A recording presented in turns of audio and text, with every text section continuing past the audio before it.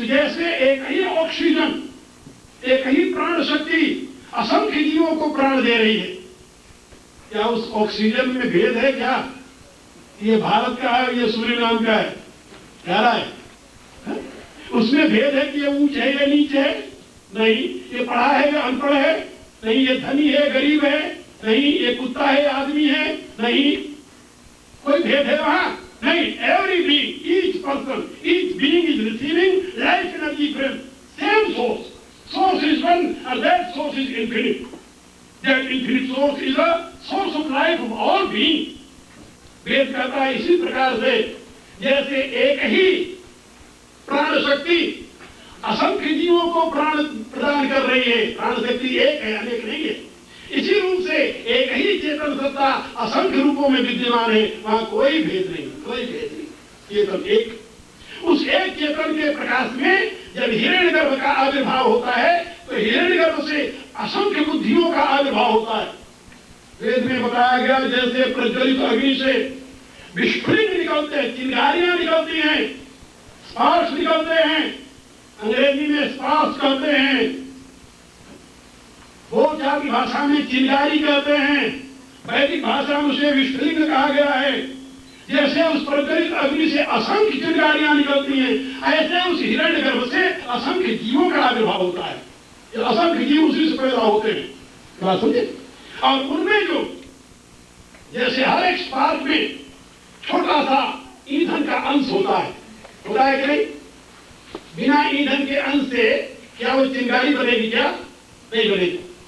तो चिंगारी में दो तत्व है, क्या क्या? ईंधन का अंश और आग का अंश, दोनों की मिलकर चिंगारी बनी है. कहा ऐसे ही जो व्यक्ति जीव बनता है तो जीव में दो तत्व होता है. कौन सा? एक तो प्रकृति का अंश बुद्धि और दूसरा परमात्मा का अंश चेतन प्रकाश. तो चेतन और बुद्धि के योग से बन गया जीवात्मा. समझे? जैसे आग सर्वव्यापी एक है, ऐसे ही चेतन आत्मा एक है, सर्वव्यापी है. लेकिन जैसे सर्वव्यापी आग छोटे से ईंधन के टुकड़े को माध्यम बनाकर चिंगारी रूप में प्रकट हो जाता है, ऐसे मेरे भैया वो सर्वव्यापी चेतन परमात्मा छोटी बुद्धि के उस टुकड़े को माध्यम बनाकर जीव रूप में प्रकट हो जाता है, उसी जीव कहते हैं. ये बात समझे?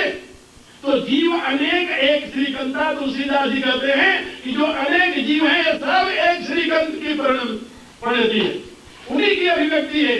जैसे एक ही आग असंख्य चिंगारियों के रूप में प्रकट होती है, ऐसे एक ही परमात्मा असंख्य जीवों के रूप में प्रकट है. बात तो समझ में आई कि नहीं? कहा कुछ आई है, एक बात रह गई. कहा यदि ये ईश्वर का ही अंश है तो इसमें वो शक्ति क्यों नहीं है? हाँ, ये बात तो ठीक है. अब इसको भी समझ लो.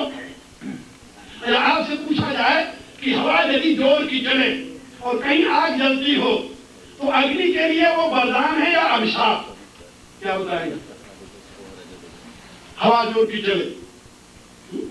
हनुमान जी ने लंका में आग लगाई तो तुलसीदास जी ने लिखा प्रभु प्रेरित ते ही अवसर चले मरुत 49 प्रकार की हवाएं चली और सारी लंका भस्म हो गई उसी में. तो हवा जोर की चले तो अग्नि को बढ़ाती है या नष्ट करती है?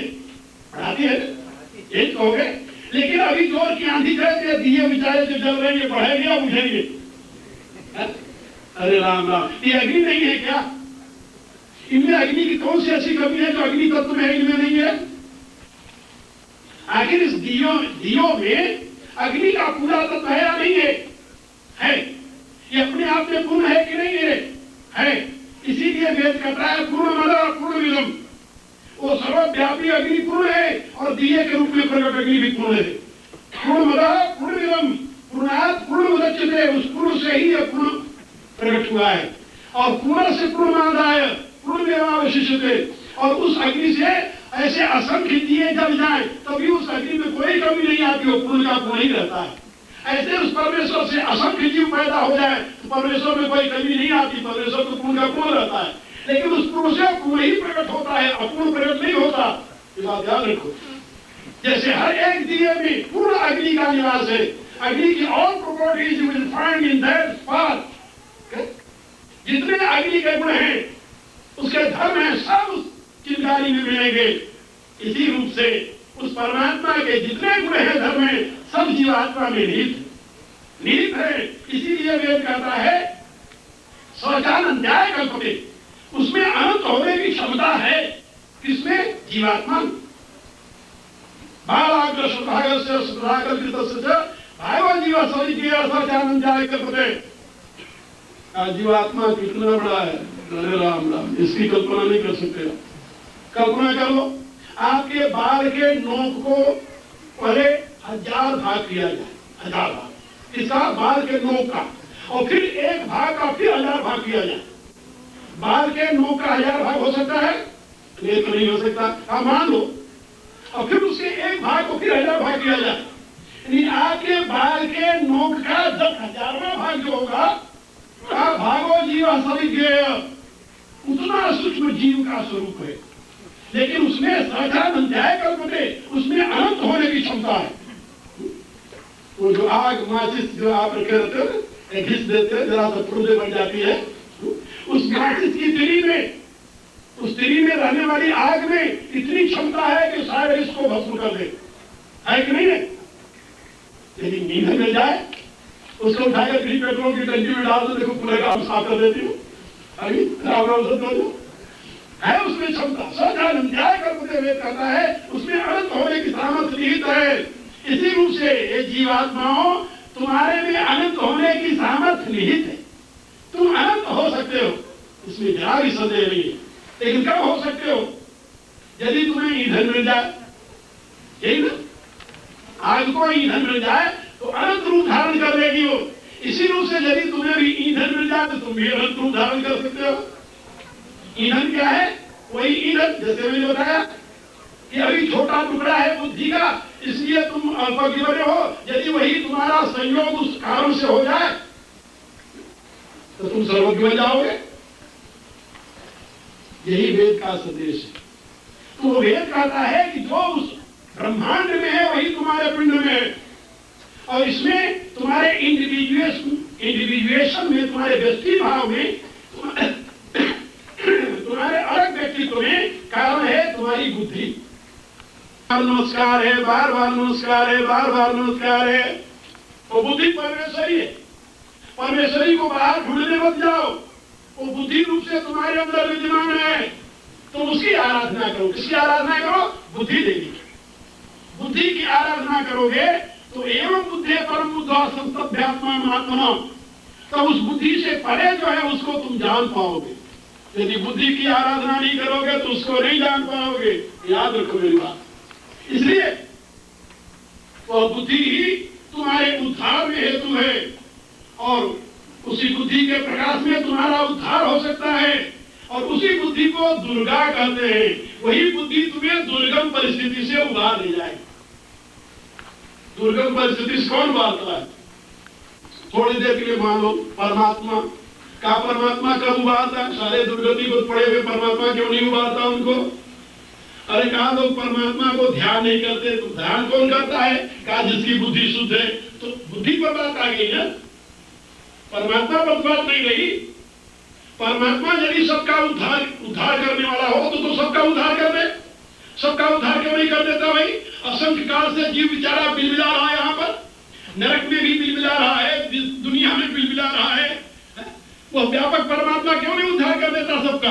क्या कहोगे कि सब परमात्मा को नहीं प्रार्थना करते, सब परमात्मा की शरण में नहीं जाते, इसलिए सबका परमात्मा उद्धार नहीं करता। तो यदि शरण में जाने पर ही परमात्मा उद्धार करेगा तो इसमें शरण की बात रही या परमात्मा की बात रही? क्या कहेंगे आप? यदि शरण में जाने पर ही परमात्मा उद्धार करता है तो तुम्हारे उद्धार में शरण हेतु हुआ या परमात्मा? परमात्मा तो पहले से भी है, लेकिन वो उद्धार नहीं कर रहा है। क्यों नहीं उद्धार कर रहा है? क्योंकि तुम उसकी शरण में नहीं जा रहे हो, इसलिए शरण हेतु हुआ ना। तो शरण में कौन जाएगा परमात्मा के? भगवान ने स्वयं बताया कि भाई मेरी शरण में तो वही आता है। कौन आता है? भगवान ने गीता में कहा नमाम दुष्कृतिनो मूढ़ा प्रपद्यन्ते नराधमा। जो दुष्कृति हैं, अधम नर हैं, वो मेरी शरण में नहीं आते, वो नहीं आते। नमाम दुष्कृतिनो मूढ़ा प्रपद्यन्ते नराधमा, जो अधम नर हैं, दुष्कृति हैं, जिनका चरित्र भ्रष्ट है, वो मेरी शरण में नहीं आते। कहा तो प्रभु आपकी शरण में जाता कौन है? भगवान ने कहा मेरी शरण में। बोले हाँ। कहा एषां तु अंतगतम पापम जनानां पुण्य कर्मणा ते द्वंद्व मोह निर्मुक्ता भजन्ते माम दृढ़व्रता। भगवान कहते हैं जिन्होंने अपने पुण्यमय कर्मों से पाप को नष्ट कर दिया है, जिसकी बुद्धि शुद्ध हो गई है, जो शुद्ध बुद्धि वाले हैं,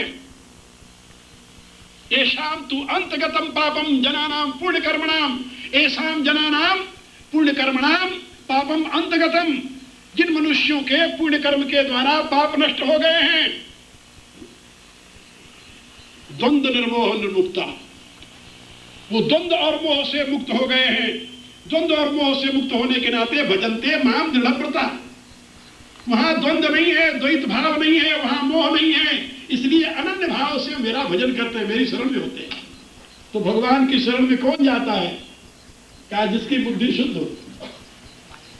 इसलिए अर्जुन ने कहा प्रभु मैं आपकी शरण में हूं, साधिमाम त्वाम प्रपन्नम। भगवान ने कहा कि नहीं, पहले मेरी शरण में नहीं तू आ सकता।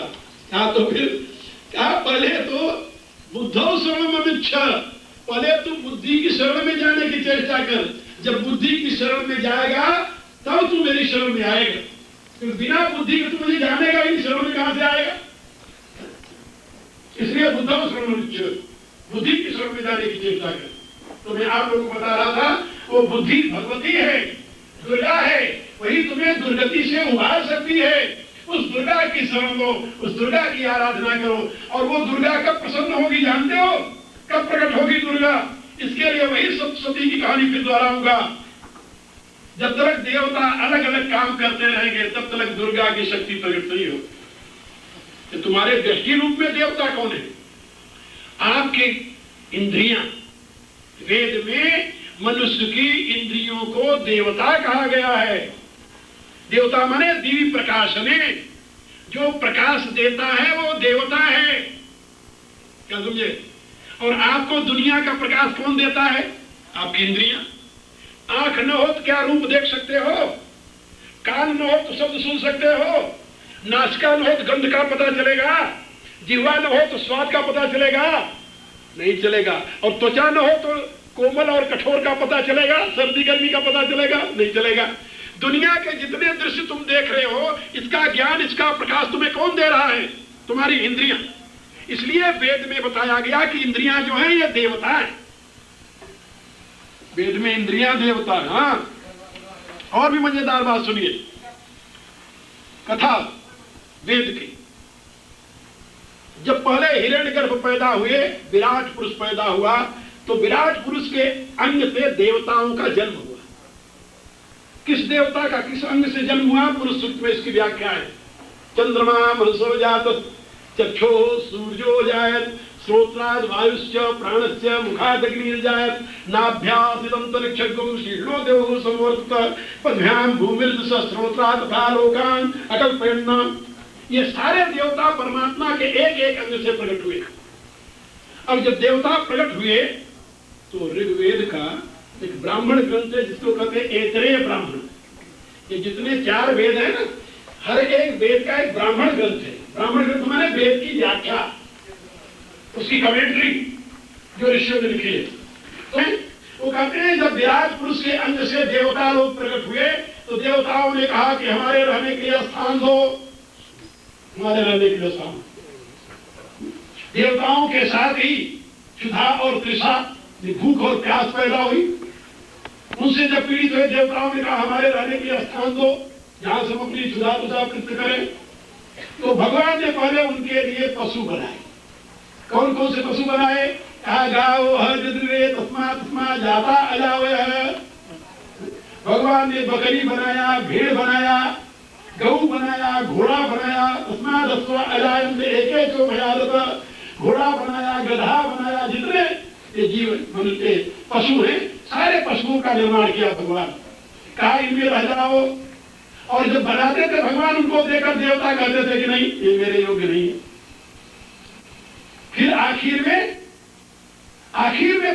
परमात्मा ने मनुष्य ये नहीं कि परमात्मा ने बैठ करके घोड़ा बनाया, गधा बनाया, जैसे आजकल के कुम्हार या लुहार बनाते हैं, ऐसा नहीं समझना नहीं। ये तो सत्य को समझाने का एक तरीका है।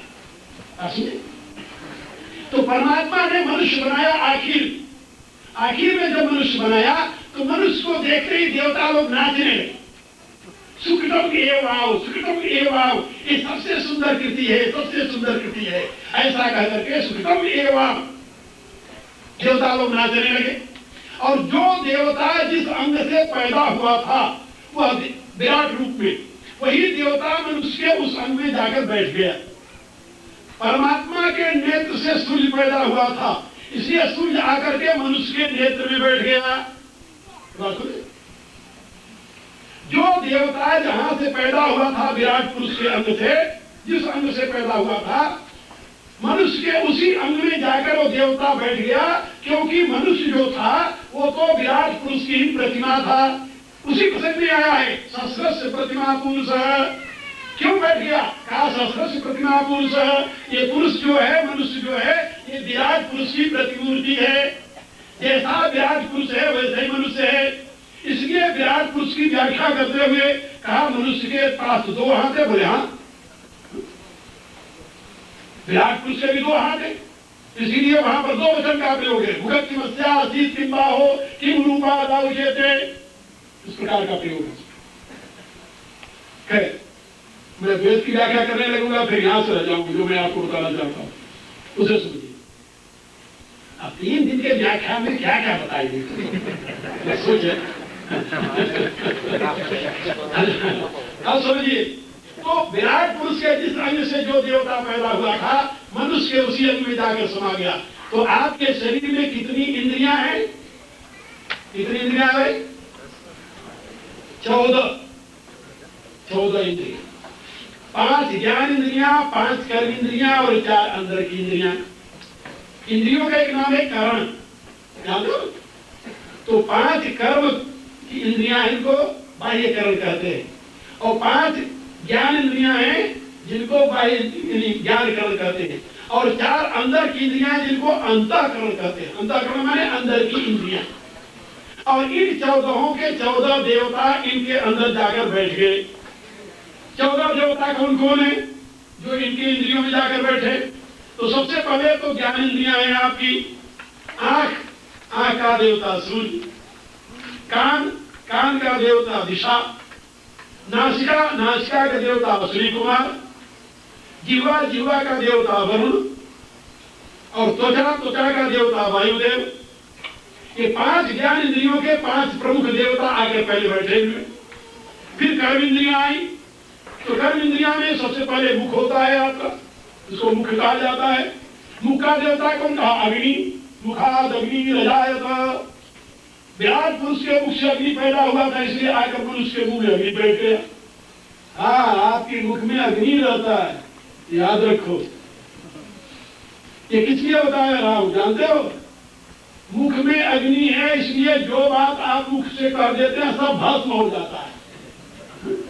अब मनुष्य की ऐसी प्रवृत्ति है, यदि वो बड़े प्रेम से पाप करेगा तो उसको कभी नहीं कहेगा, उसको हृदय में चुराए रखेगा, कोई सुन न ले, कोई जान न ले।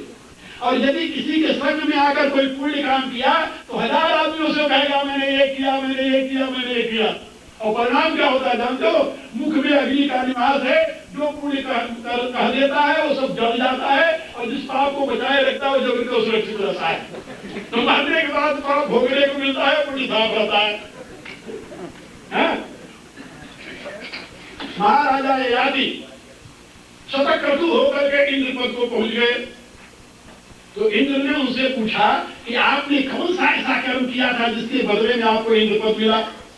तो अहंकार में आकर अपनी सारी व्याख्या करने लगे, और जो सारे अपने पुण्यों की व्याख्या कर दी तो इंद्र ने एक लात मारा और स्वर्ग से ढकेल दिया नीचे, क्योंकि सारे पुण्य नष्ट हो गए। बोलने से, कहने से। रामायण में तुलसीदास लिखते हैं, दिन अनुराधी निज मुख कहे सुकृत जहि भांति। भगवान राम के बाणों से निशाचर रोज ऐसे नष्ट हो रहे हैं जैसे अपने मुख से कहने से अपने पुण्य नष्ट हो जाते हैं। तो मुख में अग्नि का वास है, मुख का देवता अग्नि है और हाथ का देवता इंद्र है, इंद्र। पांव का देवता विष्णु है।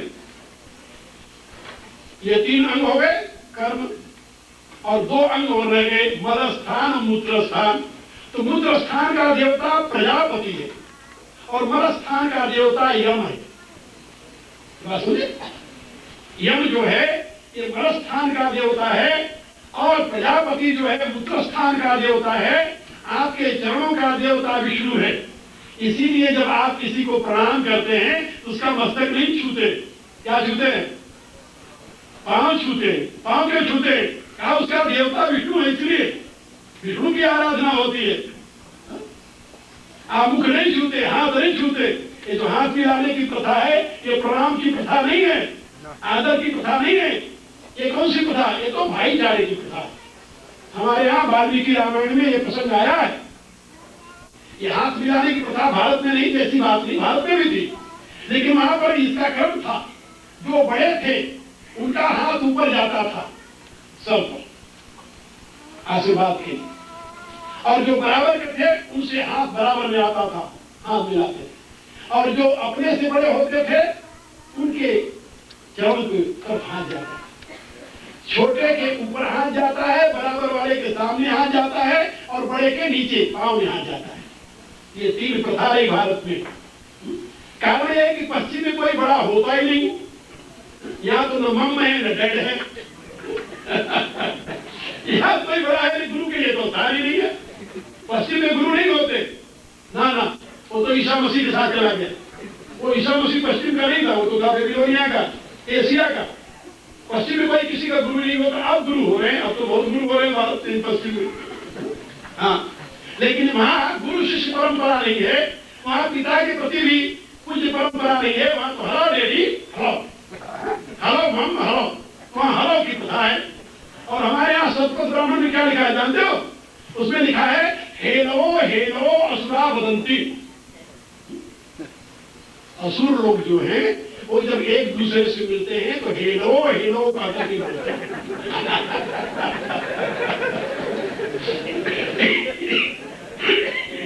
ये असुरों की प्रथा यहाँ देखो जी, क्योंकि सारे उन्हीं की संतान हैं। हेलो हेलो असुरा वदंती, ऐसा सबको ब्राह्मण में मिलता है। तो मैं आप लोगों को ये बता रहा था कि आपके इन 5 कर्म इंद्रियों के 5 देवता और आपके ज्ञान इंद्रियों के 5 देवता, ये 10 देवता हुए। अब आपका जो अंतर इंद्रियां हैं वो मन का देवता चंद्रमा है, चंद्रमा मन सो जातस। अहंकार का देवता शिव है, अहंकार शिव। बुद्धि का देवता ब्रह्मा है, बुद्धि अज। और चित्त का देवता नारायण है, वासुदेव। अहंकार शिव, बुद्धि अज, मन शशि, चित्त महान। तुलसीदास जी ने रामचरितमानस में लिखा है, ये वेदांत का सिद्धांत है। ये 14 देवता जो हैं ये आपके शरीर में निवास करते हैं। इसीलिए वेद में बताया गया अष्टाचक्रा नवद्वारा देवानाम पुर अयोध्या। ये 8 चक्रों वाली 8 चक्र हैं आपके शरीर। मूलाधार चक्र, स्वाधिष्ठान चक्र, मणिपुर चक्र, अनाहत चक्र, विशुद्ध चक्र, ललना चक्र, आज्ञा चक्र और ब्रह्म चक्र। ये मूलाधार से लेकर के टेलबोन से लेकर के टोपोफेड तक 8 चक्र है। अष्टाचक्रा और नवद्वारा, 2 नासिका, 2 आंख, 2 कान, 1 मुंह, 7 दरवाजे ऊपर के और मलमूत्र के 2 दरवाजे नीचे के। तो अष्टाचक्रा नवद्वारा ये देवानामपुर, इन सारे देवताओं की नगरी है ये। इसमें 14 देवता निवास करते हैं। देवानामपुर अयोध्या, ये अयोध्या नगरी है, इसको अयोध्या कहते हैं। और इसी अयोध्या में हिरण्मय कोश में ब्रह्मचक्र में राम निवास करते हैं, रमण करने से उनको राम कहा जाता है। ये अलग विषय। लेकिन मैं आपको ये बता रहा था कि ये सारे देवता आपके शरीर में निवास करते हैं। और इन एक एक देवताओं से यदि आप महिषासुर को जीतना चाहें, ये महिषासुर कौन है?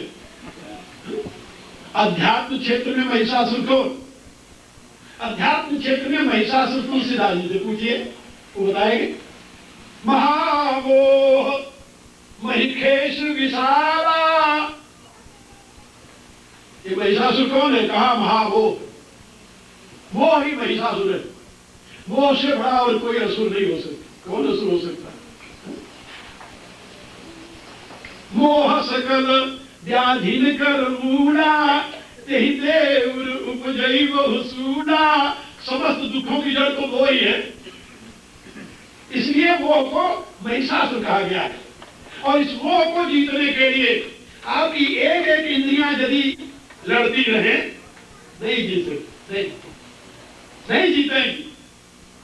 जब तक एक एक इंद्रियां मोह को नष्ट करने के लिए प्रयत्न करेंगी, एक इंद्री का आप संयम किए, इस इंद्री के संयम से मोह को जीत लेंगे, लेकिन दूसरी इंद्री ने ललकार दिया। आप जानते हो महात्मा तुलसीदास जी ने लिखा, अली पतंग गजमीन मृग जरत एक एक आंच, तुलसी वो कैसे बचे जिनके लागे पांच। वो कहते हैं कि भंवरा जो है वो रस का प्रेमी है। वो रस के प्रेमी होने के नाते जाकर कमल में बैठ जाता है और सायंकाल को छोड़ता नहीं कमल के रस को। कमल बंद हो जाता है, जब बंद हो जाता है तो रात में उसी में पड़ा रहता है, और पड़ा रहता है तो सवेरे हाथी आता है और लपेट कर कमल को पेट में डाल देता है और वही राम नाम सत्य हो जाता है। एक केवल रस के प्रेम से अपनी जीवन लीला समाप्त कर देता है। कबीर ने बड़ी सुंदर बात लिखी, पंकज को समय भौर छिपो, कमल के फूल में भौरा जाकर बैठ गया और कर तो अपने मन ही मन सूबा, और मन में कल्पना करने लगा, वही है प्रभात उगेंगे दिवाकर, ले मकरंद चलो घर खूबा। सवेरा होगा, जब सूर्योदय होगा, ये ढेर सारा मकरंद रस बटोर करके मैं उड़ करके अपने घर चला जाऊंगा। लेकिन बेनी सो बीच ही आई बनी, नहीं जानत काल को ख्याल अजूबा। नरमी मृगराज ने खाई लियो, नरमी गजराज ने खाई लियो, रही गो मन को मन ही मन सूबा। इतने में सवेरे सवेरे हाथी आया और लपेट कर अपनी सूंड से उस कमल को अपने मुंह में डाल दिया और उस भंवरे की मनसूबा मन में लगे। ये हम सब की कहानी है, क्या समझे? वो भंवरे बेचारे की नहीं, ये सारे भंवरे उसी में फंसे हुए हैं। संसार में रस लेते रहते हैं। अभी नहीं, बाद में भाई भगवान भजन किया करो। अरे अभी तो बहुत दिन पड़ा हुआ है भैया, अभी कौन बुढ़ाई गई भजन करी? तो जवानी में भजन जब किया जाता है तो भजन करते नहीं, और जब बुढ़ाई में माला उठाते हैं, हाथ कर रहा है, भजन कहाँ से होगा? 2 बार राम राम कहेंगे 10 बार खा देंगे, भजन कहाँ से होगा?